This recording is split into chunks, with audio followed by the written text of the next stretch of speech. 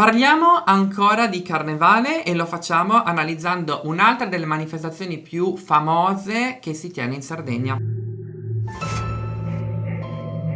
Ciao e benvenuti in questo nuovo video. Oggi ti voglio parlare della Sartiglia. Nel video scorso ti ho parlato del Carnevale di Mamoiada, ovviamente lo puoi trovare il video qua sotto in info box o nelle schede informative. Oggi ho deciso di proseguire questo mini ciclo legato al Carnevale sardo parlandoti della Sartiglia, una corsa equestre che ha le sue radici in un passato molto lontano. Prevalentemente potremmo considerare l'inizio della Sartiglia intorno al Medioevo. Anche in questo caso non abbiamo delle fonti certe tranne una prima citazione della Sartiglia, una prima testimonianza che risale al 1547-48 in riferimento ad una Sartiglia che è stata organizzata anni addietro. Questo perché i giudici d'Arborea, che appunto erano coloro che governavano a quell'epoca, avevano stretti rapporti sia con la Spagna sia con la Toscana, e noi ben sappiamo che in questi luoghi già in epoca medievale erano presenti delle celebrazioni legate a delle corse equestri che inevitabilmente possono aver influito anche alla diffusione di questo tipo di corse all'interno dell'isola. Ricordiamo che la Sartiglia non è l'unica manifestazione equestre presente in Sardegna, ma sicuramente forse una delle più famose. La Sartiglia riprende la corsa all'anello, tant'è che la Sartiglia proprio come parola sarebbe da ricondurre a sortiga, che è appunto un rimando alla corsa dell'anello che si faceva in Spagna. Questo tipo di manifestazioni erano legate alla municipalità che le organizzava e si tenevano per la celebrazione o la commemorazione o di importanti vittorie oppure di importanti avvenimenti come matrimoni e nascite. Soltanto intorno al 1800 circa pare che questo tipo di evento sia stato inserito all'interno delle celebrazioni del carnevale, diventando quindi un appuntamento organizzato in maniera precisa e con cadenza annuale prestabilita. Ancora una volta la cadenza nel periodo appunto di carnevale, quindi febbraio-marzo, non è una cadenza scelta a caso, perché in qualche modo attraverso questo rituale si vuole inevitabilmente ricollegarsi a simboli e aspetti legati alla fecondità della terra e ancora una volta al raccolto. Come abbiamo visto anche per il Carnevale di Mamoiada, alcuni aspetti li ritroviamo anche nel Carnevale di Oristano, soprattutto per quanto riguarda questa vicinanza alla terra e alla fecondità. La Sartiglia comunque è legata a una corsa equestre in cui il cavaliere munito di spada o con una lancia deve centrare una stella che viene appesa in mezzo alla strada ad una determinata altezza. Più stelle vengono centrate dai vari cavalieri e più raccolto si avrà durante la primavera. Quindi ancora una volta vediamo qua un gesto apotropaico, vediamo un gesto legato alla fecondità che viene in qualche modo anche enfatizzato da appunto il gesto stesso di infilzare qualcosa. Inevitabilmente la spada e la lancia che penetrano nell'anello centrale della stella rimandano in qualche modo alla penetrazione e quindi alla fecondità. È importante anche in questo carnevale la presenza di una figura enigmatica quanto misteriosa che in qualche modo va a fondere ancora una volta umano e divino. Stiamo parlando dei Sugonponidori. Il Componidori è la figura principe della Sartiglia ed è una figura che può essere incarnata sia da un uomo e sia da una donna. In passato infatti ci sono stati Componidori donne.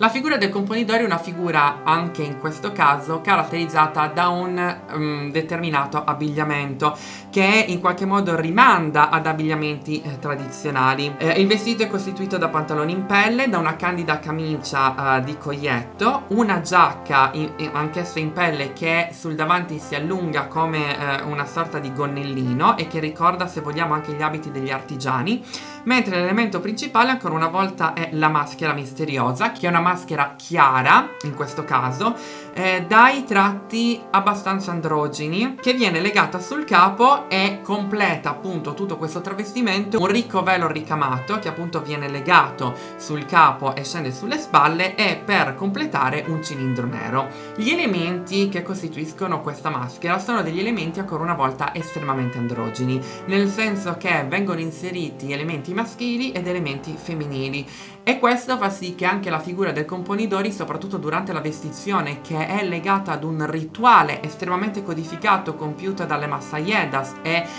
organizzato e gestito dalla Masaya Manna, subisce ancora una volta, come abbiamo visto anche nel video sui Mamutone, subisce ancora una volta una trasformazione da essere umano ad essere divino.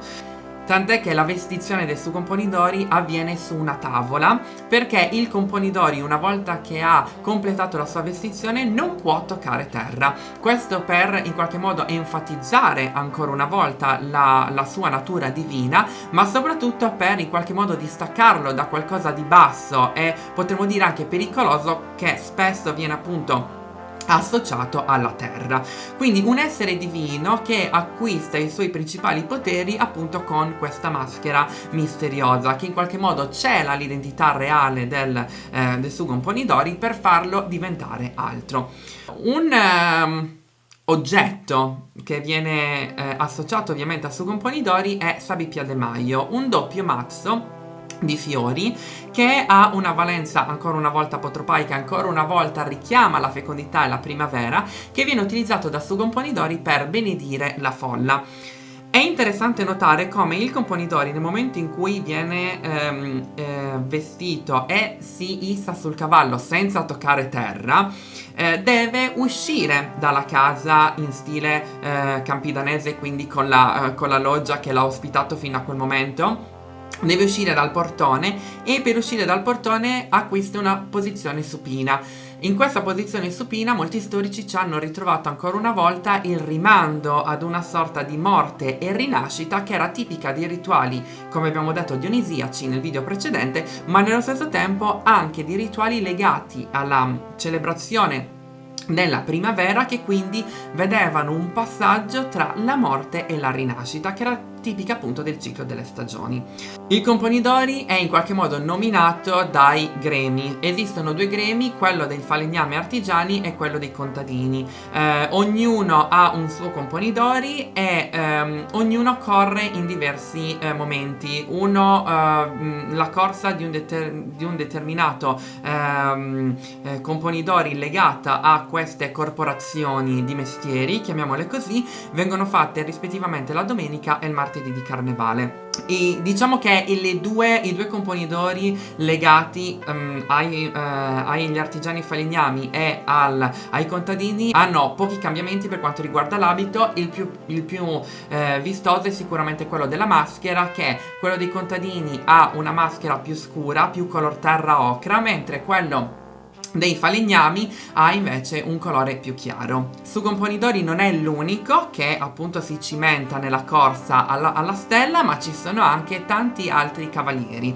I cavalieri ovviamente vengono per lo più dalla città di Oristano e negli ultimi anni si sono attestati nel numero di 120. Quindi è una giostra medievale estremamente grande, che vede la partecipazione non soltanto di cavalieri, ma anche dei tamburini e dei trombettieri e anche di tutto un corteo in abito che sfila e anima la città appunto nelle 2 giornate dedicate alla Sartiglia.